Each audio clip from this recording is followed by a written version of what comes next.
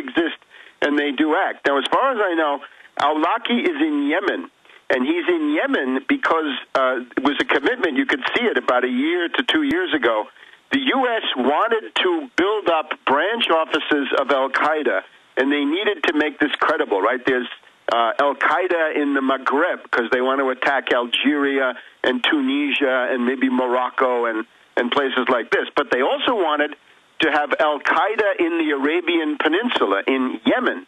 And the reason to have it in Yemen is that Yemen, of course, is strategic because it happens to control the exit from the Red Sea. In other words, most of the traffic that comes out of the Suez Canal has got to go down the Red Sea and then out into the Indian Ocean by Yemen. But the other advantage of Yemen is it gives you a chance to run destabilization operations into Saudi Arabia, which is something you have to do from the point of view of these people at certain times. So if you have al-Awlaki in Yemen, you can argue, aha, there's al-Qaeda in the Arabian Peninsula. And the other thing is, in order to make sure that they had some members, this was the case where they let some people out of Guantanamo. There were people who had been rotting away in Guantanamo, and they said, all right, fine, we're going to let you out. You go to Yemen. And then, with a wink and a nod, they said, of course, you got to swear not to become a terrorist again. And, of course, they said, yes, we'll do that. And then, of course, once they get over there, they disappear and they join al-Qaeda in the Arabian Peninsula. All of this is completely planned. In other words, this is a bloody theater. It's a farce. It's a dog and pony show. It's designed to dupe people. And the idea that al-Awlaki is there, I mean, it reminds you of these things like, bin Laden treated in a U.S. military hospital in somewhere in the Gulf, right, around the time of 9/11. It simply shows the intimate links between the intelligence and the military intelligence people and this stable of patsies and provocateurs, double agents, who these are the winning ones, right? Al-Awlaki, I'm sure, knows what he's doing, but then the people that he's working with are psychotics, fanatics, mental deficients, drug addicts, and so forth, sort of human pawns that they're quite expendable and can be used. And the idea that, they would kill, the big brouhaha, of course, is that Obama says that he's got the ability to kill al-Awlaki, the CIA lackey, whenever he wants. Well, this is also not unheard of, right? If al-Awlaki overlives his usefulness, then he can be liquidated in some spectacular way. And Webster, to quantify this, it's very elementary. And for adults out there that don't understand what problem, reaction, solution is, you've got a $2 trillion plus overall defense budget every year, enriching all these groups. And if they want to invade oil-rich, opium-rich areas or key strategic zones, they're going to need to have an enemy. And so they stage a terror attack, and then in the next 9 years, they go and run these Muslim Brotherhood-type brigades that are handled by these criminal types to stage events, to stir up mentally ill people, to carry out events, always as a pretext to invade the next sector or to project force into the next sector.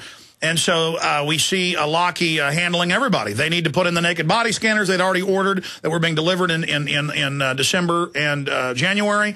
Boom, they get a mental patient, literally, who couldn't even talk and was drooling, according to witnesses. He can't get on the plane. Sharp-dressed man has such authority. He orders him on the plane with no ID of any type. That's the underwear bomber. I mean, it's the same story over and over again. It's been admitted that the emails to al-Awlaki from Hassan at Fort Hood, and they won't give the full emails to Congress, and that they knew for 2 years he was planning, and he was asking al-Awlaki, what do I do, your lordship? I'm preparing to attack.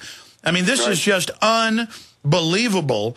And who knows if Hassan even did anything, because they're erasing cell phone tapes, videos, and other things that witnesses shot. But, I mean, it's just so transparent. Comment on that, and then briefly, why do you think this document got leaked, and its authenticity has been confirmed, to Fox News? Because, I mean, I think I know the answer. The spin here is, good people in the Pentagon were concerned. This was just an accident. But give us your take on that, Webster. Well, certainly with Hassan, you'll remember that the original reports, and I think I wrote this up at the time, the original reports on Hassan were that there were other shooters. There were 1, 2 other shooters. So, and there was a security drill going on, so exactly. It's always the same. The other thing, of course, it's good that you mentioned the Muslim Brotherhood, because the neocons like to throw this around.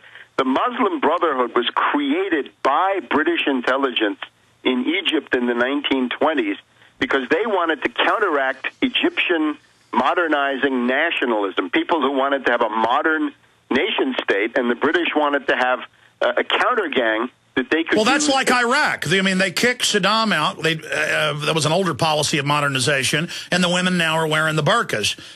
Yes, and it's a continuity. The Muslim Brotherhood really came into its own under President Nasser of Egypt, who was the classical figure of progressive, modernizing Arab nationalism with a good chance to build a powerful country. And of course, the Muslim Brotherhood was mobilized to try to sabotage that, and Nasser put a lot of them in jail. He treated them very brutally, needless to say.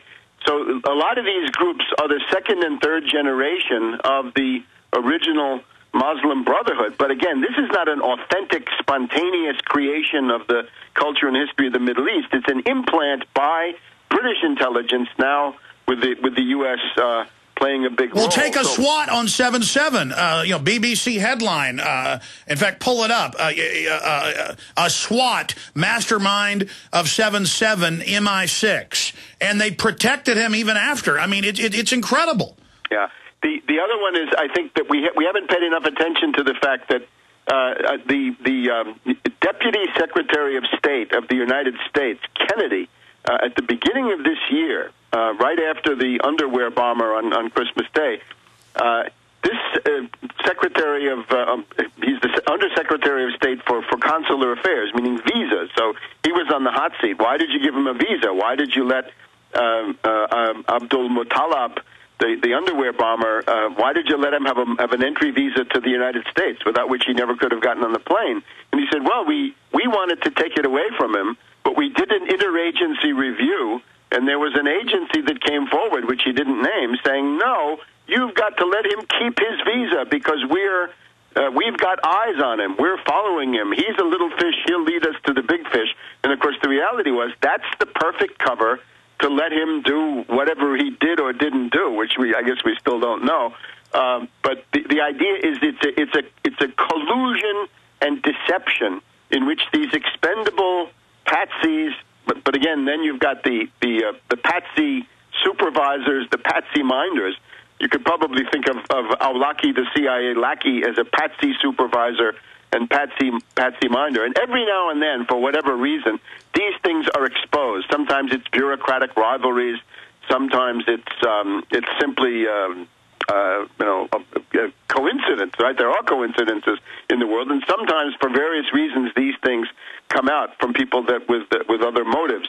But the bottom line, of course, is that these events are staged. They're part of the management of world affairs by ultimately the banking elite. In other words, all this stuff leads back through various mediations back to Wall Street. Because if you look again at Yemen, it's not just that you can have dictatorship at home, but you can also attack countries. In other words, if I have Awlaki, the CIA lackey, and I've built up an aura around him, right, a cover story, a legend that he's really an authentic terrorist firebrand and he blows up buildings and things like this.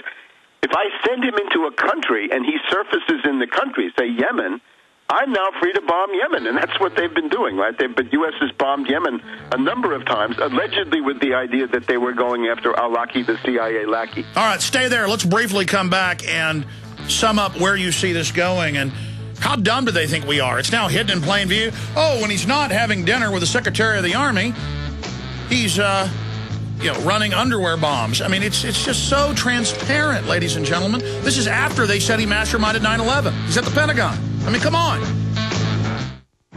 We all know that Berkey water purification systems are the most trusted name in water filtration. As an authorized Berkey dealer for over 5 years and serving thousands of satisfied customers, the Berkey guy offers amazing specials for Berkey water filtration systems. The Berkey light systems include a set of self-sterilizing and recleanable black purification elements that purify water by removing chlorine, pathogenic bacteria, cysts, and parasites to non-detectable levels and remove harmful chemicals such as herbicides and pesticides. Order the Berkey light system today, complete with with 2 black Berkey elements for only $209, and the Berkey Guy will include 3 sport Berkey water bottles and ship everything to you free of charge. That's right, 3 sport Berkey water bottles and free shipping. An $87 value, yours free. Call the Berkey Guy at 1-877-886-3653. That's 1-877-886-3653. Or order online at goberkey.com. That's goberkey.com today.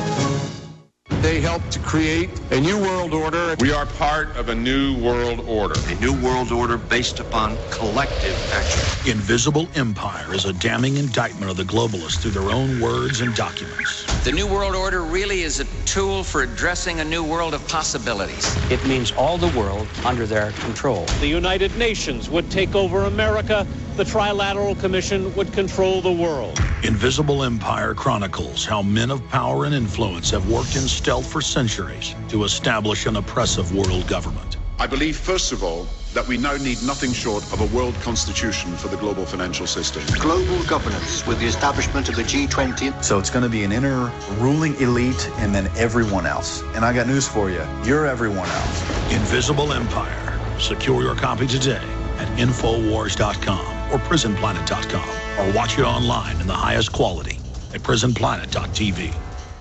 This is Alex Jones with 5 good reasons you should consider buying a solar power generator. Number 1, new climate legislation could easily double or triple your electric bill. Number 2, our new energy czar wants to control how much power your electric company allows you to have. It's true. Total government control of electricity in the name of smart grid technology is coming. Number 3, in some areas of the country, the power grid is dangerously overloaded. And now new socialist legislation is only compounding the problem. Number 4, dangerous weather is always a threat to local grids. Every year, thousands of families lose their power from weather-related outages. Number 5, a solar power generator provides powerful backup insurance and peace of mind. Folks, I really believe in the solar power generators offered by Solutions from Science, one of my oldest sponsors. You can get more information at www.mysolarbackup.com. That's mysolarbackup.com. Remember, the government doesn't own the sun, so go to mysolarbackup.com or call 1-877-327-0365.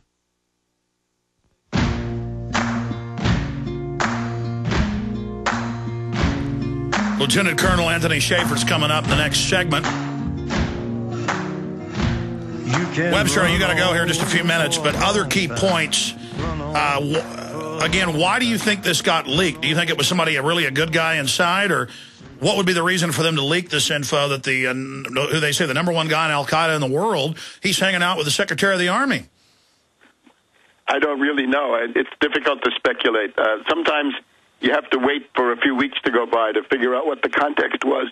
It could be that there's a faction fight inside the Pentagon. It could be that the faction fight involves what the next step will be, right? There may be one group that's more adventurous that wants to have a false flag, maybe vis-a-vis Iran, and there may be another group that says that's not a good idea, and they proceed in this way. Or it could just be good guys inside that know that Al-Qaeda's synthetic and that they're tired of it. Well, good guys, I wouldn't say good, but the lesser evils, let's say. There may be lesser evils inside who realize that some kind of a war with Iran, say, if that's what it is, would be a catastrophic adventure, worse than Iraq, most likely leading to a world war within a number of years. So there were those considerations too. You mean like Fox Fallon 3 years ago refusing